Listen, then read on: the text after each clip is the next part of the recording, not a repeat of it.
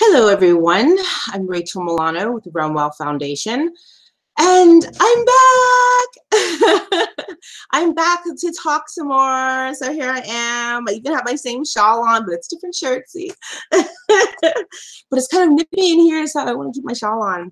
Actually, my daughter got this shawl for me from Egypt, I think it was. So I value it greatly.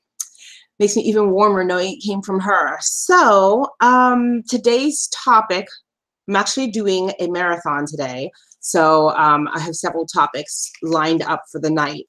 But the first topic of our Talk Till Someone Listens series on traumatic violation is they love me, but they don't believe me. And I'm going to kind of double this over with another subject matter, living with people, okay? So living with the same people who love you and either may not believe you or weren't there to protect you. So I'm kind of going to blend the two of those together. And then maybe in the future, I'll go into greater depth and expound upon that at another time. So let me get myself comfortable, because I might be here in a minute. Anyways, a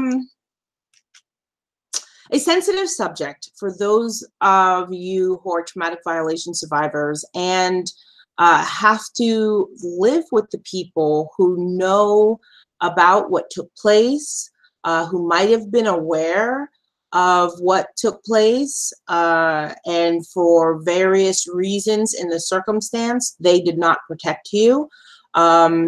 And also for those who live with people who may not have been aware, but who aren't believed. I'm joining the two together because even though they are different inputs, in other words, these are things that are coming at you, okay? Because when I refer to input and output, things that are coming out of you or reactionary from you are output, and things that are coming towards you or impacting you are inputs, okay? So, these are inputs that might be slightly different, but have very similar outputs on your part. The emotions cross the same barriers, the same boundaries. So maybe it is this shawl from Egypt that has me sniffling all the time, because every time I put it on, I'm like rubbing my nose. Okay.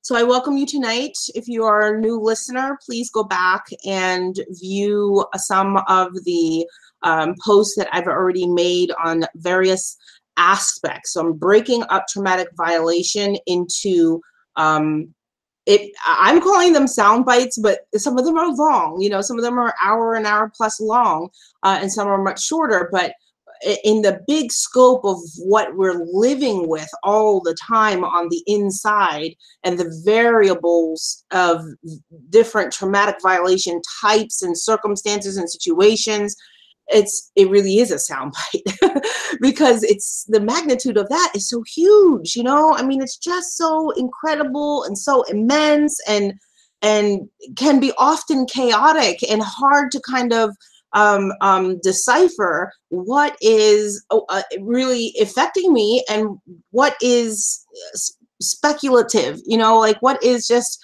my mind just wondering what is, because when we don't have enough or ample people who can relate to the circumstances that we endured and that continue to unfold in our futures, it can be confusing, and it could be lonely, and it can be it can add to the intensity of depression.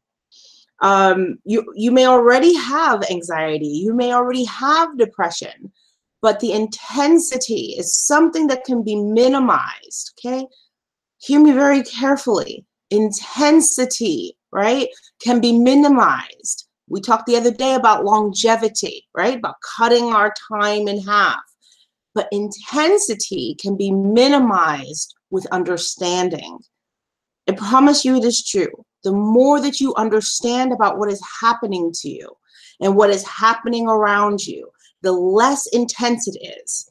It's like water that's just a current going down the stream, and a leaf gets in and it starts riding the tide and it's going down the stream, versus it just hitting a whirlpool and going in circular motion and going over the ripples and slamming into rocks. And that's like the chaos of what it is like when you don't know what's happening to you. You're just free falling.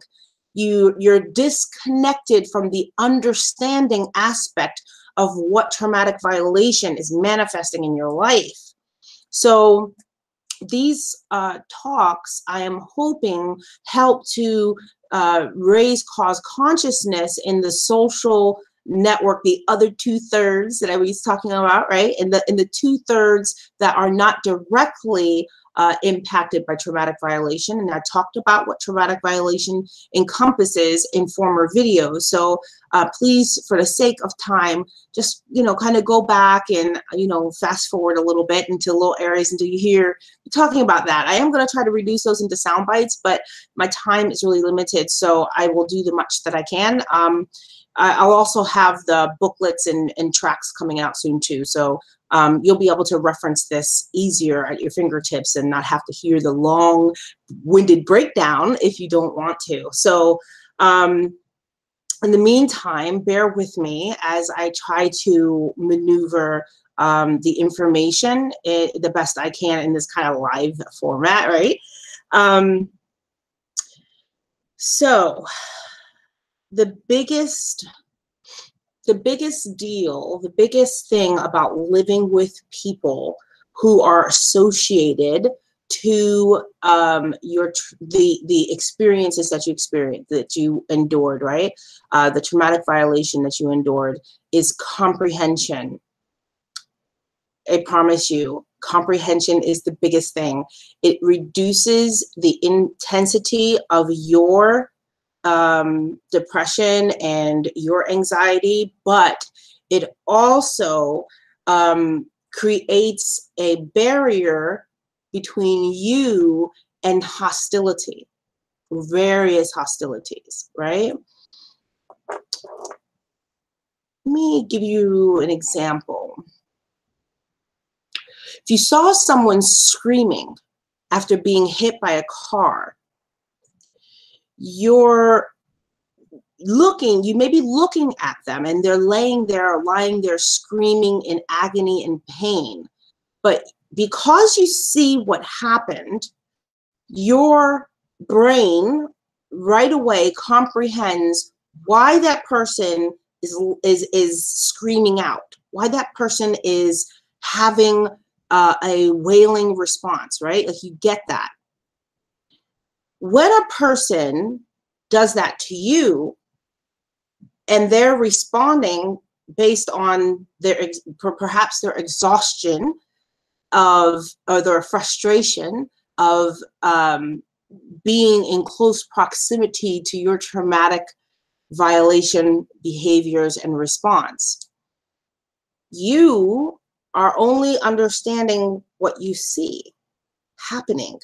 And so if you only understand what you see, you interpret it as something very personal and internal about you. And it might be about you, but not necessarily an attack.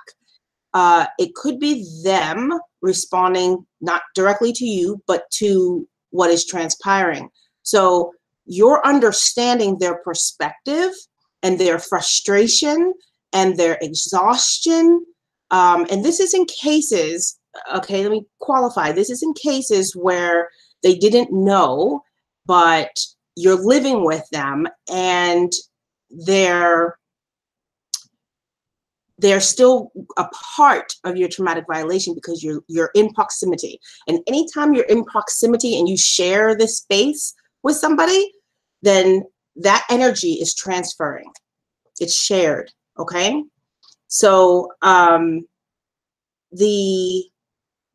speaking in reference to the grace and mercy you give someone when they don't understand what's happening inside of you.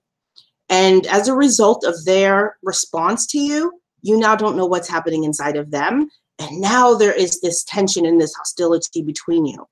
So if you be the vessel of understanding and you be the one, because the source of the frustration and tension and aggravation and exhaustion, its source is housed in you, didn't start with you, because it was impaled, it was infected, it was impacted, it was transferred, it was infused into you from traumatic violation. So it didn't start with you, but it is circulating within you. It is remaining charged. It is in your mind, evolving and becoming a part of your human behavioral process and function, how you animate, right? So that could be a point of distress, okay? So in circumstances where, okay, there's that lack of understanding and tension and aggravation and frustration have become on the forefront and visible in front of everyone, then the best thing to do is to implement your understanding, okay? Implement grace and mercy. Say they do not understand what is happening to me. There are opportunities where you might be able to sit down and get them to understand that, but this is not the time to scream back, "You don't know what's wrong with me. You don't understand. You're not me." Like, this is like not the time to do that, because there's not a open window for, there's not an openness to understanding at that point. There is only defensiveness and aggravation and anger and irritability, and those things roadblock the listening ability that a person needs to have to hear that part of your heart, to hear that part of your soul, right? So it's not the opportune time to be professing what is gone awry, or why don't you understand me? If you would just this, and if you would just that, like, that's just not the time. Like, go back later when the dust has settled, and then maybe open up a window of communication. And I'll talk about that later on, because it's useful for everyone. Not later on in another video, but later on in this video. Then there are those who the person knew, and you're still living with them, okay? They knew about the traumatic violation, and they were aware of what was happening, and you still live with them. Or maybe you were placed in foster home or placed with family, and then you came back as an adult, and now you're living with them. There's a possibility that that has occurred. And that's a challenge, because you are with someone that you love and that you believe loves you. And even though love has been compromised in your mind and your being, and your understanding of what that love means is compromised, you might be giving a person a chance, and all the opportunity, time matures people. And so you want to try to build a new relationship and forget the past. It's really just a sticky situation, because that rarely happens. Like, both memories of the past are butting heads with each other. Like, there is you and what happened to you, and your memories, which in your truths, which are true to you, and then there's their memories and what they were going through at the time and what was true to them. And those two things are probably going to butt heads. They're the same thing that prevented the protection in the first place, and they will perpetuate themselves until something else happens, until different methods of understanding are applied on both parts. Very important on both parts, okay? So understanding that position, understanding where they are at and where you are at, and how those are, you know, it's easy to keep going with the good times. Anybody can keep moving with the good times and sitting there in your silence of your soul wishing, why can't it always be like this? You know, I wish it could just stay like this. But the nature of traumatic violation doesn't allow that. It's like mice. They just keep fucking coming back. They just keep coming back, you know? It's like they know that this is pre-marked territory up in here, pre-marked territory. And then out there, pre-marked territory. And you do something a little bit scientific, okay? And you get women in the house, okay? Especially young girls as they're growing up and they're getting, you know, into prepubescence and pubescence, and they have their men's cycle, their hormonal cycle is beginning to really kick in. And if you're a mom or an auntie or a cousin and you've ever lived with another young woman or woman as an adult or, you know, as a young teenager, you know that the hormonal cycles can clash.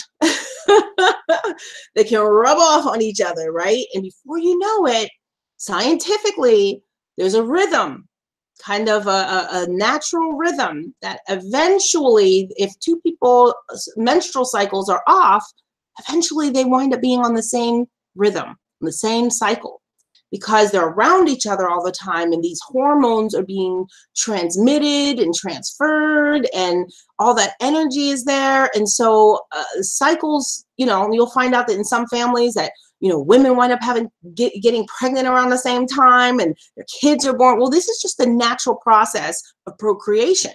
So the universe, you know, kind of puts it in alignment that way. Or whatever deity that you believe is responsible or author of that, then this is how it's naturally ordained, right? So this is not different. See, you think I go off on a tangent, but really I'm just trying to correlate and tie some things in. So patience with me.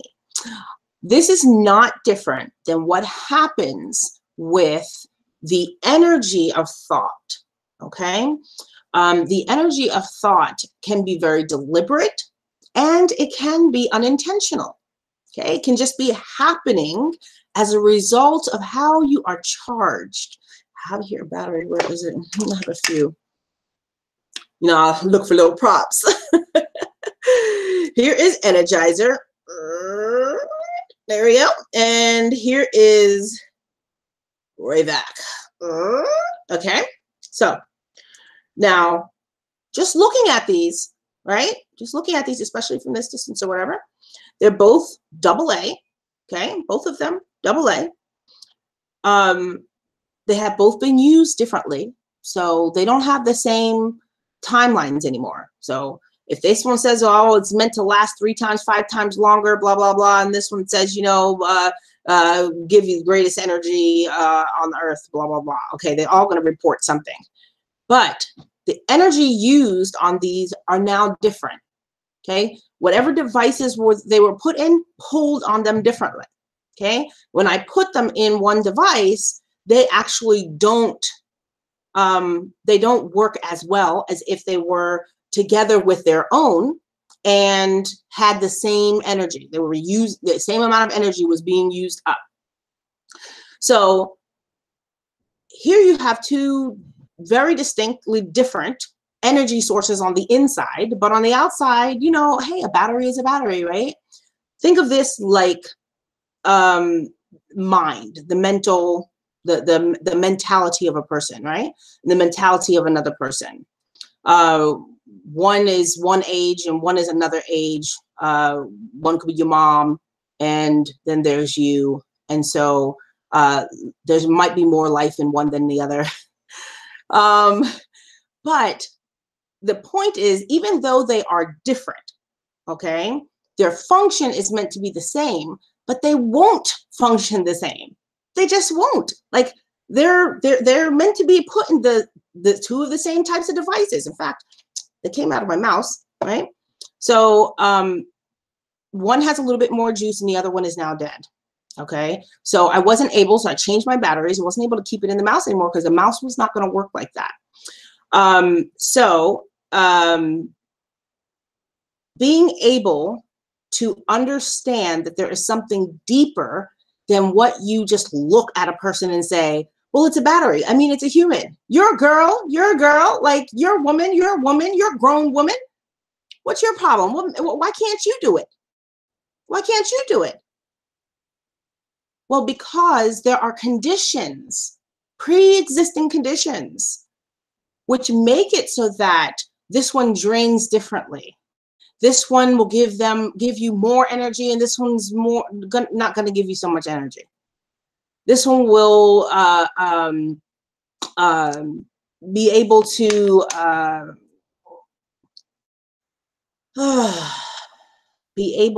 my fiber fog. You see this weather outside? My fiber fog is flaring up.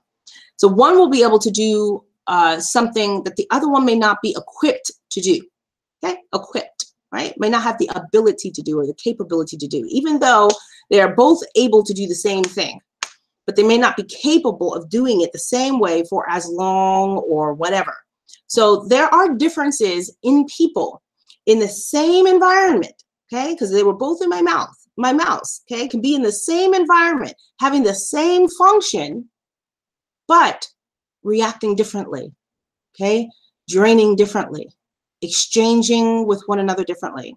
So the mental energy that we have and that we're in a house sharing with people, you know, when you walk into a room and somebody walks in with an attitude, do you stay the way you were? You're like, what is going on? Your attitude shifts, your emotions shift, your energy shift. I mean, you would be very a kind of desensitized person if you didn't notice that somebody wasn't feeling well, or if somebody seemed off, right? You would be missing a lot about life if you weren't able to discern that about people. Well, that sense, right? That's a sense that we all have. Is also, it becomes more common sense with understanding and maturity and time. Reason enters in. So when we're a kid, and things might have happened when we were kids versus when we were young adults or teens or adults.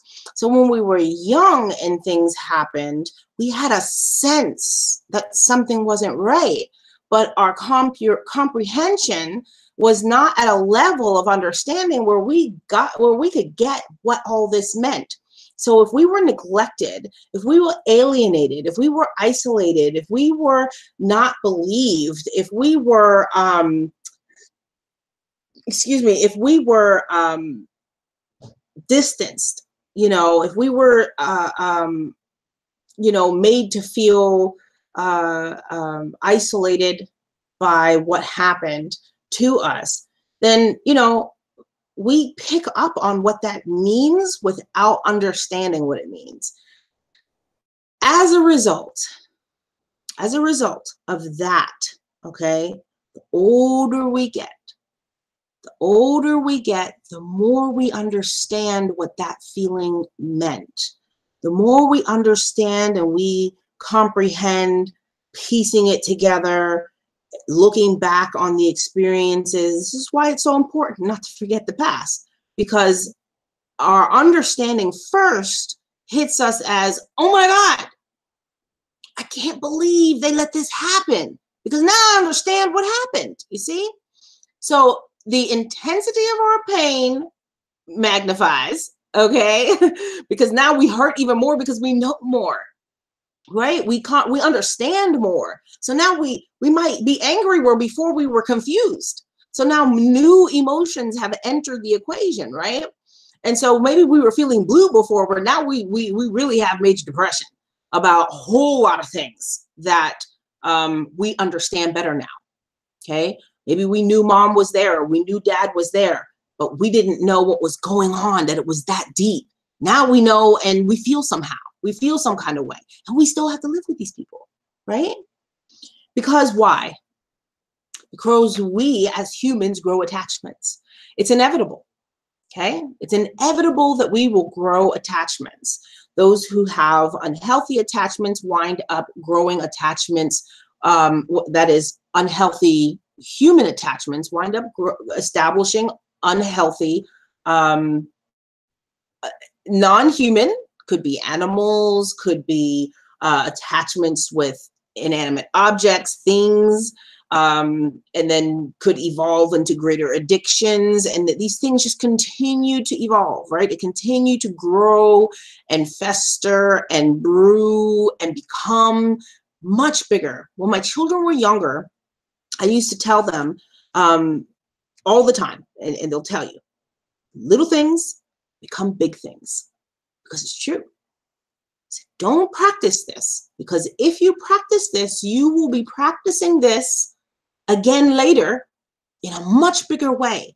And right now, this might not seem like a big deal, but if you did this same thing much later, it could mean jail.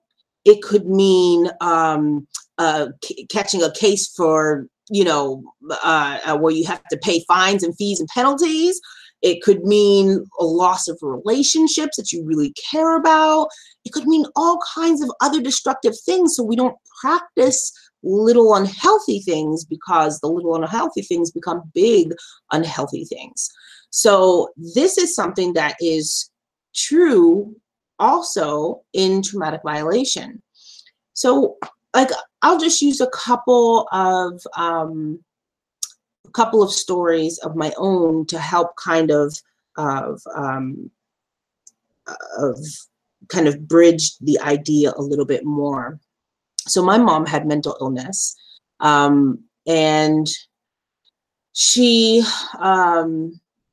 we were a mixed family. So she was Caucasian and we were African American or some Black descent. In any event, it was very difficult for us to live in the shadow of her mental illness, because we didn't understand it. You see, you don't know. You're a kid. You don't know what that means. But the energy you share is still going on. Like, you're still getting their energy and you're still having to respond to that energy. And that is creating a new wave in the room. Thank you so much. Appreciate that. Thank you, baby. He's so thoughtful. Get my coffee. Okay, so that creates an energy in the room, right? As I always say, in the old saying says, there's this truth and there's this truth and there's the real truth. The truth that's that's washed in the middle. Okay. So it's very difficult when you are raised with someone who has mental health issues. And I have a lot of mercy on my children because I have mental health issues as well, and they rolled over on and transferred over, and I call this transference, where the energy transfers, the ideals transfers, the behaviors, all that kind of stuff transfer onto the mental processes of your healthy children, and they have to filter that and work through, what does this mean? And maybe they don't get it, and maybe they might not get it until they're like in their 20s, which some of my young babies now are in their 20s, and we have these conversations. These open conversations are so important. They're so important because they help to heal the wounds of misunderstanding from youth, right? You can't get inside the head of the person who was protecting this person or that person, or who didn't realize what was happening and then they became to realize, or who didn't believe you. There are reasons why we don't talk about our traumatic violation, and there are reasons why people don't believe you. I'm just going to say it flat out. There are reasons why they don't believe you. They don't believe you because they don't believe you. Most of the time they believe you, but there are reasons they don't want to believe you. They need to not believe you. They need to. If you believe some of the shit that people have been through, and then you live with them, you have some responsibility. to helping them. So responsibility. But you need to not be responsible. A lot of people believe that. They need to not be responsible. They need that to be you. That's you. That's your responsibility. Okay? So what happens is, to protect their responsibility, their interest in it all, they might have guilt. Right? They might feel guilty about what happened. Even if they didn't know, they might still feel guilty. Okay? They might feel guilty that they weren't able to be there to protect you. And if they weren't there to protect you, and they knew they should have been, even in hindsight, because maybe there was something emotionally where they couldn't protect you. You know, like I said, you don't know what's going on, what the hurricane of another man's soul or another woman's soul is 15, 16, 20 years ago. You don't know what that was, what that moment was about. They do, but they still may have guilt about that. There could be shame. You know, the shame that you feel, they may feel that too. Just a little differently, right? A little differently. They're ashamed of themselves. The risk of changing life values and investments. That's a big one for them. It's a big one for you too. Just coming out could mean you're changing the risk of your values and investments, the things that you believe or that your family believes to be true, and the investments that are made, like attachments are made. And with attachments comes other things like financial responsibilities, financial obligations, duties, other children, other members of the family, right? So those are things they're weighing in their mind too, the way that they weigh in your mind when you're making decisions about coming open and honest about traumatic violation and its impacts on your life. And then there's remorse. Okay, remorse and guilt are like husband and wife. But you could be remorseful.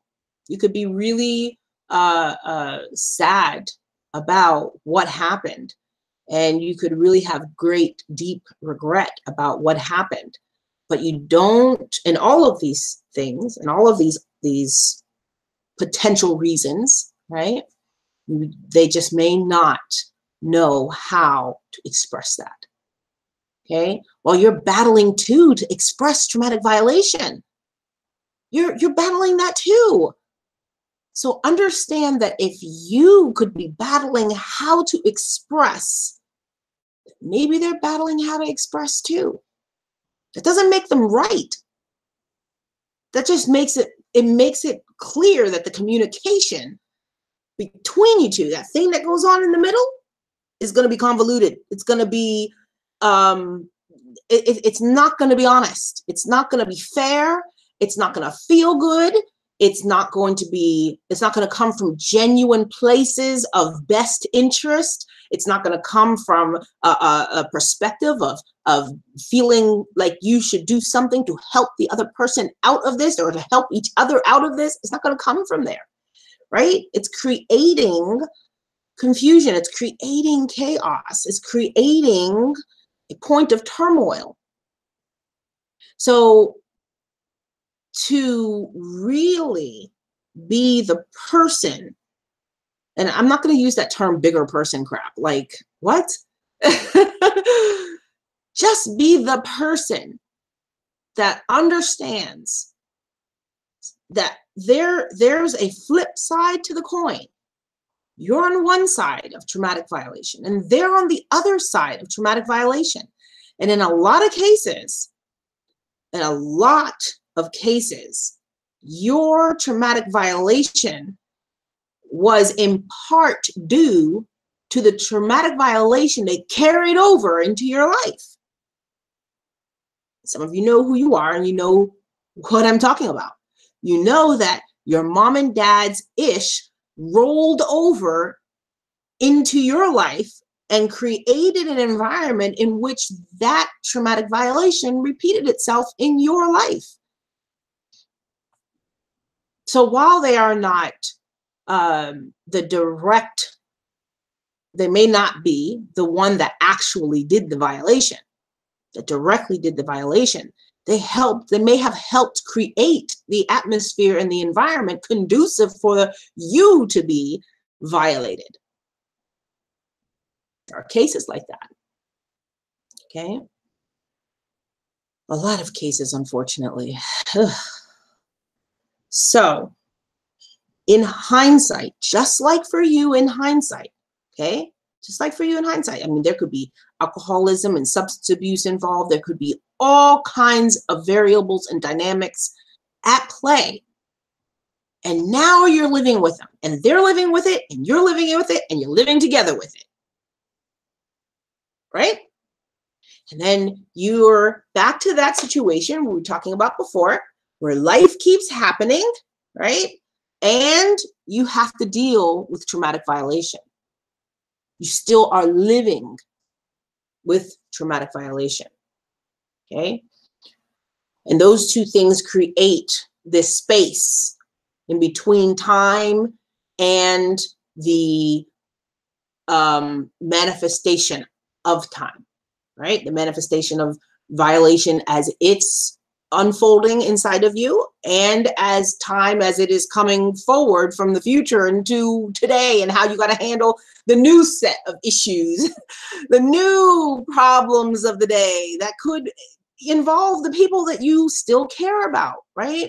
There's different reasons why you're still connected, right? You could be connected because you do love them, you know, and you love them before traumatic violation, and you still love them. And if they are the offender in your life, as my mom was both. My mom was both the offender, and she provided opportunities for offense. People often used to ask me all the time when I was in the throes of my restoration, in my early stages, they would say, well, who violated you?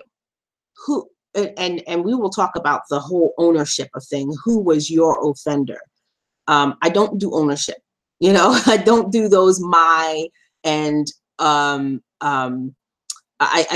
project it is that is the person that did it, right? We'll talk about that later. I don't want to mix that up. It's very important. It's very key in your expediting your process.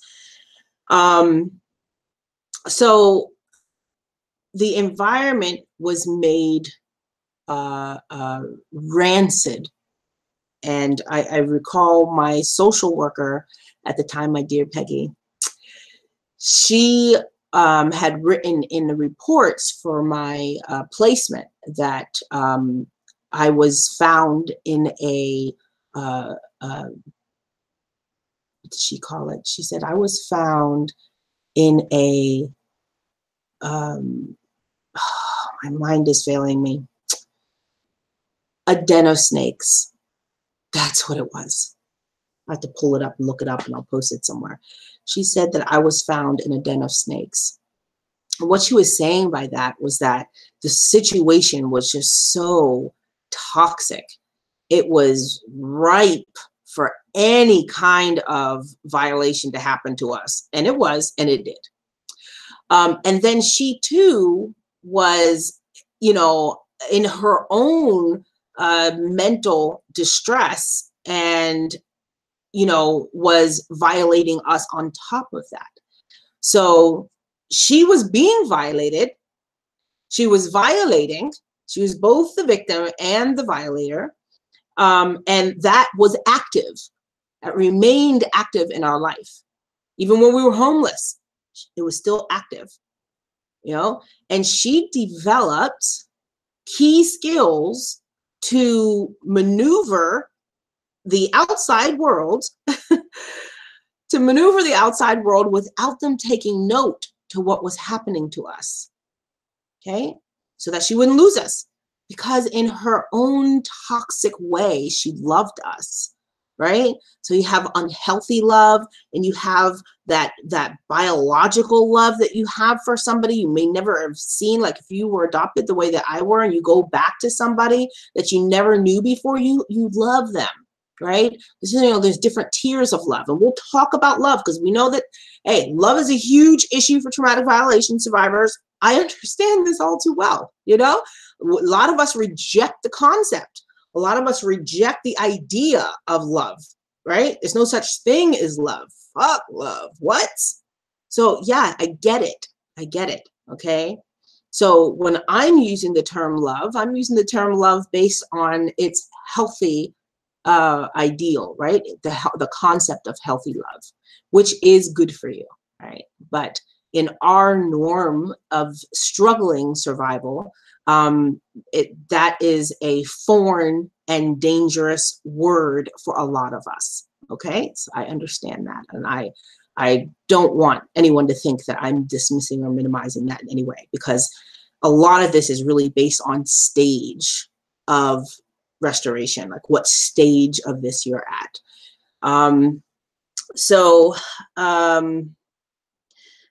The key in all of this is to remember that there's a strong possibility that they do not know how to express it any more than you know how to express to them your circumstances of traumatic violation and how it impacted you, right? So when the dust is settled, okay, this is all about looking for the opportunity, right, to bridge that gap, to let the opportunity for understanding to work in your advantage when the frustration and the exhaustion, because it's exhausting on both sides. I mean, come on. We're just talking about women who are who might be living together and might have their cycle around the same time, and they're getting in each other's hair. So I don't understand why people are cool with sister wives, because, like, yo, keep them in different houses. It's just nuts. Like, how could you do that? Like, women, it takes a lot for us to bite our tongues and keep it moving when everybody's hormonal. Okay, so when you think just on the organic level, if it happens like that, think about how it's happening with traumatic violation, because you're adding that on top of whatever else you got going on. Listen, traumatic violation will hit you and sideswipe you like you never would have imagined. You think you over some shit, wait till you hit menopause. And then when you think you over some stuff at that time, wait till you become 65. Wait till you become a senior, and all the buzz around you that you have created to help silence the confusion, to help, you know, it's like sprinkling water on the dust to keep it from, you know, going all over the place. But when you're 65, you're running out of water and you can't keep the dust down anymore, and it all just comes back. And when there's no noise, that's why a lot of seniors keep the TV on. A lot. Listen, I've worked with seniors. I'm not telling you some bullshit. I have worked with seniors who are violation survivors, and it's a whole nother level of restoration. It's a whole nother level.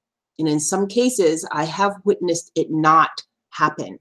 I've witnessed them die in despair, right? So us doing the work as soon as possible, as soon as we realize that traumatic violation is a real condition happening full time, all the time, no matter how well we're handling it in our lives, full time. It's behind the scenes, it's on the fore scenes, it's everywhere. It's everywhere. It's all up in here, okay? All up in there and all up in here.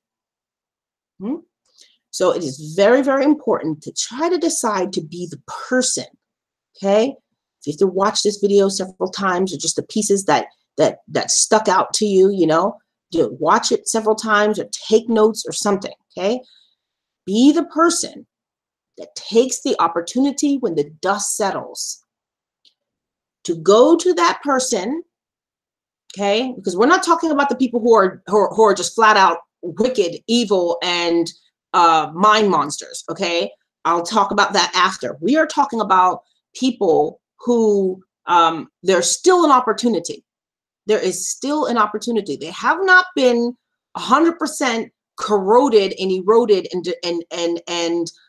defiled by the life that they have led. Okay, there's still a chance. Okay, so you sense that, you know what that is. Okay, especially if you're an adult. If you're a young adult, this may not come to you right away, but you can still sense it, because we gain sharper and keener senses having been survivors of traumatic violation as children. We can sense some things others can't sense, and that is just a consequence of our hypersensitivity, of having to need to be hypersensitive to our surroundings. So we sense, we get the idea that hope is still alive somewhere.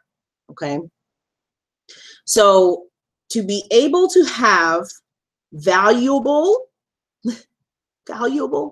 and safe conversations, okay, valuable and safe, that means probably the best place to talk is not where you are already having friction, where you're already having tension. The best place to talk, go out and eat somewhere, and or go out to a park, go out somewhere where the script has changed. You'll hear me say that a lot, because it's so paramount to this entire process of restoration, is changing the script. And sometimes you change the theater, you change the background, you change the curtains, you change everything.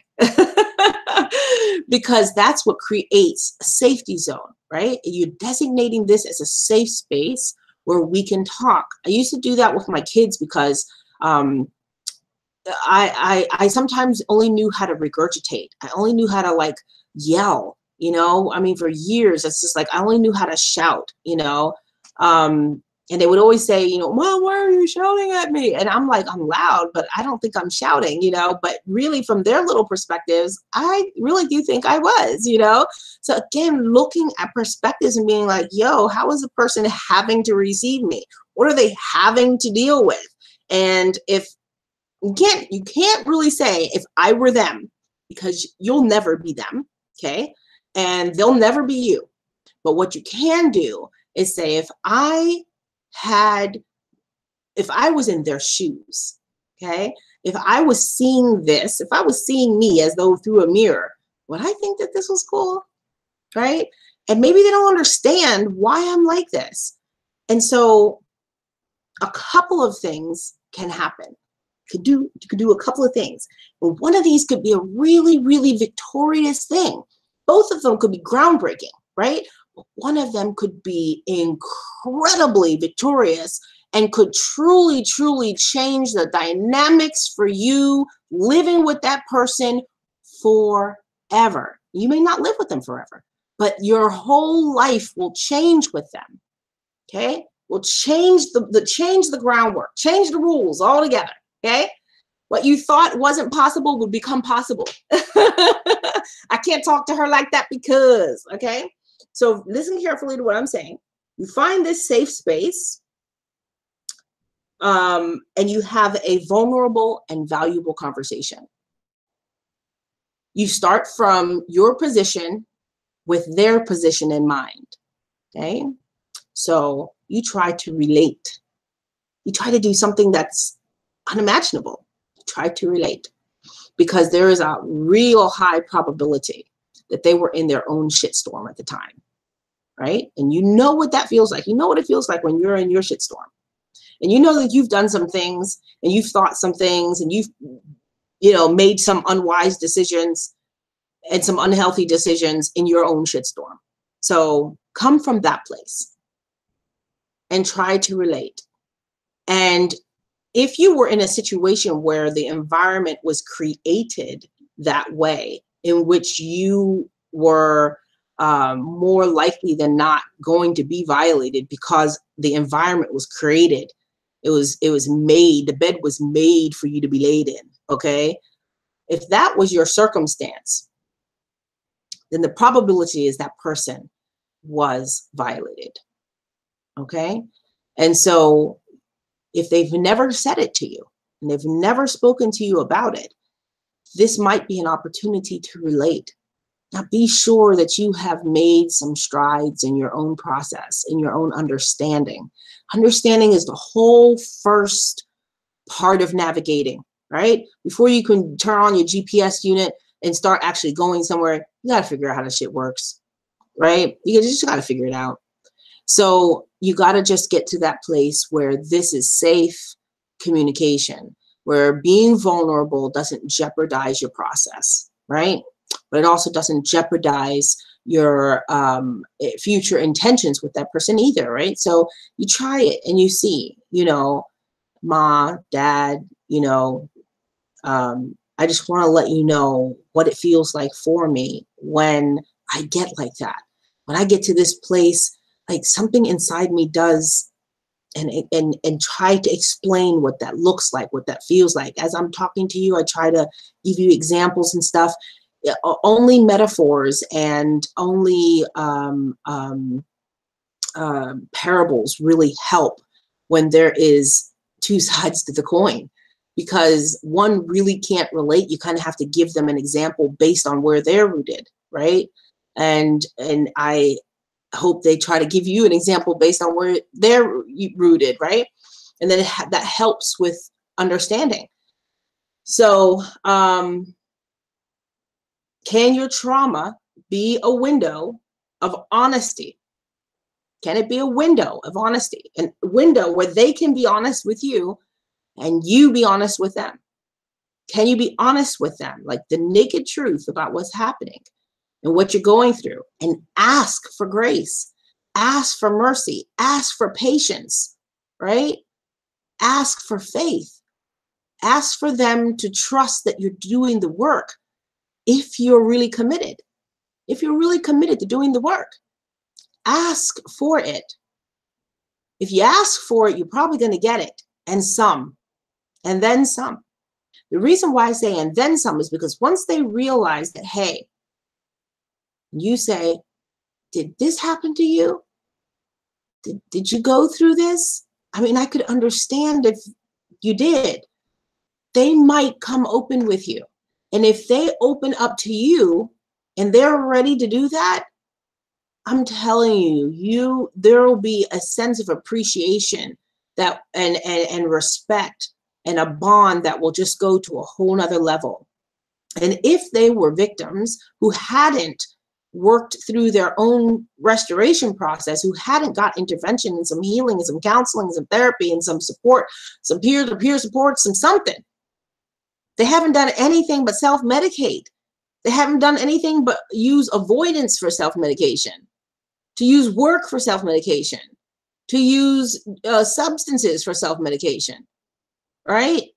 To use sex addiction, to use computers, to use technology, to use social life, to use anything other than facing and dealing with the trauma, then the likelihood is where they're at is where you're at. And you might be a little bit further ahead if you get to a place where you can sit down and be like, yo, I recognize some stuff. And maybe we actually share this in common.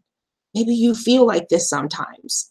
And maybe we both feel like this at the same time. And we're just coming from our own two perspectives. And maybe you think ignoring it worked for you. Maybe you think ignoring all of this stuff has worked for you.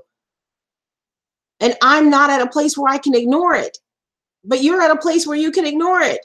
But I'm telling you, it's not helpful for you and it's not helpful for me. Like, it's not going to make us better. Do you want us to be better?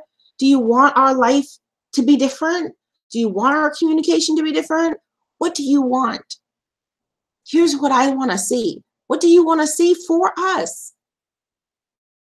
Don't think that these are like crap conversations. Like, these are genuine conversations that if you plan on living and loving these people for the rest of your life or the rest of their days, need to be had. Because blanketing them all the time is going to always create the butting of heads. It just is. Because survivors sometimes have this tendency of believing that because they were able to proceed Go forward. We can all go forward. If we're alive, we're going forward. So stop telling people to move forward. We're all going forward. That's ridiculous. If you can move forward, and you will move forward if you wake up and you're still breathing, you're still moving forward. Like, that's just it. And if you're going forward with your life, as we all are, okay, the fact of the matter is how we choose to, and part of it is choice, because it's not all choice, right? Your choice is based on what's set before you, okay? So if your choices set before you included the option to get well, okay, and you had the resources and the help, and dependency wasn't interfering with that, you know, wasn't playing mind games with you and interfering with that, then you may choose that. Okay, another person could have other circumstances which are barriers to those choices, so they can't make the same choice you made until those barriers are removed. So we're all going to move forward, but we may not all move forward the same way, at the same time, at the same pace, not even in the same place. Hate when I rhyme like that. Anyways, the point is, okay, it's so important to grant the people grace the way you want someone to grant you grace, because you're going through your own shit. This is your own mess, right? So you have to think about that perspective. Think about that perspective. People who don't protect you have their reasons. They have their reasons. We don't have to like them. It helps to believe them, right? Because people want to be trusted. People want to be honored. People want to be respected. People want to be believed, right? This is human. This is what it is to be human. And then there is what it is to be a human traumatic violation survivor. And then what it is to not be that. It could be other things, other conditions, other conditions unrelated to traumatic violation. We, as survivors of traumatic violation, share a lot with those who have gone to war and come home with PTSD. There are a lot of things we share in common, right? But they're still uniquely different. They're still anchored uniquely different. So I'll be going to talk about, I'm down my hour now, I'll be going to talk about another subject matter next. Remember that people's responsibility is different than their responsibility. And those who you believe are responsible for you in your life are also responsible for the things that they have been experiencing and enduring in their own journey, okay? We're at different timelines, perhaps, but we are definitely going through one way or another. One way or another. Some are going through in ugly fashions, and some are going through with flying colors, right? Just depends on what your inner composite is prepared for, prepared to deal with. Some are have strengths in certain areas that are a little bit more helpful than others, right? So there are those who you may live, this is my final note, who, and I didn't want to say this till the very end, because these are the minority of traumatic violation survivors and or offenders and or violators. And the minority are that you live with someone who is what I call a mental monster, who is sadistic, who enjoys seeing your pain, who feeds off of your distress, who feeds off of your pain. And don't go jumping to conclusions and thinking, yeah, that's it, because you don't like something. Like, keep it real, okay? You know when there's hope present. You can sense that. I'm talking about the real monsters, okay? And if they're older and they're more mature, for some of them, there is no turning back. That is ingrained. That is ingrained. And it would take more time than they have left to live to restore. They could get on the journey, start minimizing some shit. That'd be nice, right? Start minimizing some stuff. That's fine. But to get to a place where you feel safe, where you feel comfortable, where you feel secure, where you feel confident, where you feel like you can engage and interact with these people on a healthy level. And by healthy, I mean something that is not drowning you, suffocating you, making you feel like you're walking on eggshells, like any of these types of negative emotions. And by negative, I mean downward spiraling emotions, things that put you on the track of depression, people that behave in ways that keep you in depression because you wallowing in that shit keeps them looking pretty, because they are the ground beneath that shit. You understand? So that type of person, I'm not going to make any recommendations to you on how to manage and deal with the relationships that you may be encountering with them, because my recommendation is to go away, to distance yourself, to get as far away from that as you can. Love is not enough. Love is just not enough. They may say that all you need is love. Listen, there are various degrees of love. There are various types of love, and you can love from a distance, but love is not the glue that you need to have in your traumatic violation restoration process. Okay? That is not what needs to bind your story. Okay? You need to bind your story with something that's not tar. Something that is healthy and constructive and supportive and patient and love enduring, and it doesn't tear you down. It doesn't make you feel less than. It doesn't discredit your worth. It builds your worth up. It adds to your worth. It invests in your worth. These are the types of relationships that you want to have in your life. And if they're not doing that, and you really have not any other alternative, right?